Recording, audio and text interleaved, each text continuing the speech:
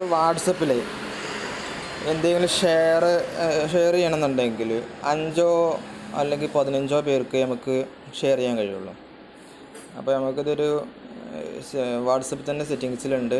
നമുക്കൊരു എത്ര വേണമെങ്കിലും നമ്മളെ ഇപ്പോൾ 250 ആൾക്ക് സെൻഡ് ചെയ്യണമെന്നുണ്ടെങ്കിൽ 250 ആൾക്ക് ഒരുമിച്ച് സെൻഡ് ചെയ്യാൻ നമുക്ക് കഴിയും. ഇതിൽ വേറൊരു വഴിയുണ്ട്. നമ്മളെ പഴയ വേർഷൻ എടുത്തിട്ട് ഇൻസ്റ്റാൾ ചെയ്തിട്ട് നമുക്ക് ചെയ്യാം. അല്ലെങ്കിൽ ഈ പുതിയ വേർഷനിലുള്ള തന്നെ ഞങ്ങൾക്ക് വാട്സപ്പ് എടുക്കുക, ഈ 3 ഡോട്ട്സിൽ ക്ലിക്ക് ചെയ്യുക. അതിൽ ന്യൂ ഗ്രൂപ്പിൻ്റെ അടിയിൽ രണ്ടാമത്തെ ഓപ്ഷൻ ഉണ്ട്, അതെടുക്കുക. അതെടുത്തിട്ട് നമുക്ക് എത്ര വേണമെങ്കിലും ഇതിൽ മൊത്തം വേണമെങ്കിൽ ആൾ മാർക്ക് ചെയ്യാം.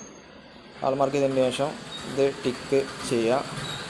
ഇതൊരു ഗ്രൂപ്പ് പോലെ നമ്മളെ ഫോണിൽ കിടക്കുന്നുണ്ടാവും, പക്ഷെ അവർക്കത് ഗ്രൂപ്പാണോന്നൊന്നും അറിയത്തൊന്നുമില്ല.